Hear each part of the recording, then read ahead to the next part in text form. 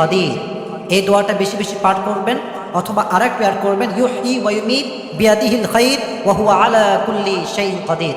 এই দোয়াটা যে বান্দা বেশি বেশি বিপদের সময় পাঠ করে, তার এই দোয়ার বিনিময়ে আল্লাহ তাআলা বান্দাকে সমস্ত বিপদ থেকে মুক্তি দান করে। সকলেই পড়েন সুবহানাল্লাহ। তাহলে আমরা 5টা আমল পেলাম যুবক ভাইরা আজকে। বিপদ থেকে বাঁচার জন্য কয়টা আমল পেলাম আজকে? প্রথম আমল হচ্ছে বেশি বেশি ইস্তিগফার পাঠ করা। সকলে পড়েন আস্তাগফিরুল্লাহ। সকলে পড়েন আল্লাহুম্মা গফিরলি। নাম্বার 1। নাম্বার 2, সকলে পড়বেন দুরূদ। সকলে পড়েন সাল্লাল্লাহু আলাইহি ওয়াসাল্লাম।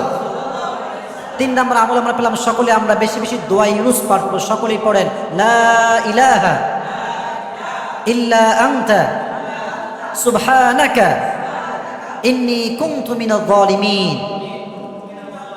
এবার আসেন 4 নম্বর আমল, খুবই ছোট্ট 2 শব্দের দোয়া। পড়েন সবাই, ইয়া যাল জালাল